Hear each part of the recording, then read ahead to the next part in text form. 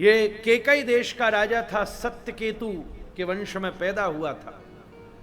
खूब ब्राह्मणों को खिलाओ, 1,00,000 ब्राह्मणों को खिलाओ, पर यह बात किसी को पता नहीं चलनी चाहिए, तभी तुम्हारा काम फलेगा। केवल मुझे पता हो। तो बोले फिर इतनी बड़ी व्यवस्था कौन करेगा महाराज? 1,00,000 ब्राह्मणों को खिलाना है। बोले मैं कर लूंगा। बोले आप अकेले? बोले सिद्ध हूं, अभी मंत्र फूकूंगा, बड़ी बड़ी प्रजा पैदा हो जाएगी, सब भोजन बनेगा, सब खिल जाएगा। अच्छा ऐसी बात है तो ठीक है महाराज, आपकी कृपा जरूर करो, मैं आपके साथ हूं, बताऊंगा नहीं किसी को। वो जो सूकर था वो भी मायावी राक्षस था, जो इसी का गण था, जो इसे वहां लेके गया था मोह में फंसा के। लोभ पापस्य कारणम, सब तरफ से ब्राह्मणों को न्योता दे के बुला लिया गया। ब्राह्मण खाने बैठे। इसने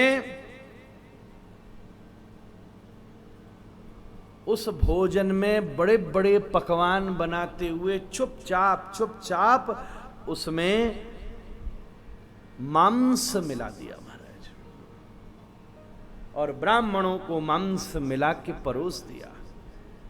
उचित ब्राह्मण भोजन से पहले ब्रह्मार्पणम ब्रह्म हविः ब्रह्माग्नौ ब्रह्मणाहुतम, ब्रह्मार्पण करता, भगवत अर्पण करता है, याद करता है। महाप्रसादे गोविंदे, ये महाप्रसाद है, गोविंद का महाप्रसाद है, इसको ब्रह्मार्पण करो, भगवदार्पण। और भगवान को अर्पण करोगे तो गड़बड़ नहीं होगी। जब भगवान को संकल्प करके जल प्रोक्षण करके भगवदार्पण किया तो भगवान प्रकट हुए, विप्रो मत खाना मत खाना मत खाना मत खाना, कभी न खाना, इसमें मांस मिला है, तुम इसे खा लोगे तो तुम्हारा पतन हो जाएगा। जब ये बात कही तो सभी ब्राह्मण खड़े होकर एकदम दुखी हुए और रुष्ट होकर के उन्होंने श्राप दिया महाराज।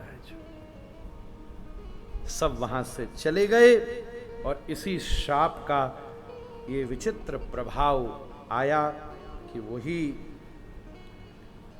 कालकेतु नाम के सूकर के द्वारा बनाई हुई सभी व्यवस्था से बोले विप्र सकोप तब नहीं कछु कीन विचार, जाई निशाचर होई नृप मूढ़ सहित परिवार। और वही प्रताप भानु इस श्राप के प्रभाव से, हालांकि इसमें इसकी कोई भूल नहीं थी, पर गोस्वामी जी ने एक बात कही है ना, जो भाग्य में लिखा है, बड़ा सुंदर दोहा है।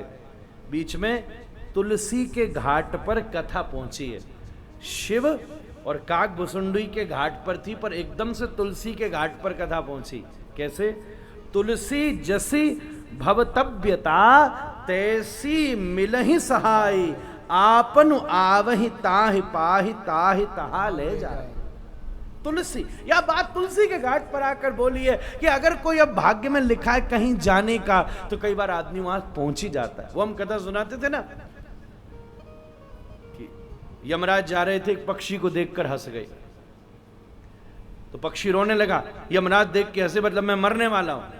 तो गरुण जी पीछे से निकले, बोले क्यों रो रहा है? बोले यमराज ने हंस के देखा। बोले कोई बात नहीं, मैं तुझे द्रोणगिरी पर छोड़ आता हूं। छोड़ करके आए तो गरुण से बोले यमराज, गरुण जी बोले यमराज जी से, भैया तुमने हंस के देखा पक्षी रो रहा था, तो हम उसको द्रोणगिरी पर छोड़ा। यमराज और जोर से हंसे। बोले क्यों हंस रहे? बोले मैं यही देख के हंस रहा था कि जब मैंने उसको देखा, ठीक उससे थोड़ी सी देर बाद, कुछ घड़ी बाद, इसकी मृत्यु द्रोणगिरी पर रहने वाली एक बिल्ली से होने वाली थी, और मैं यही सोच रहा था कि वहां जाएगा कैसे।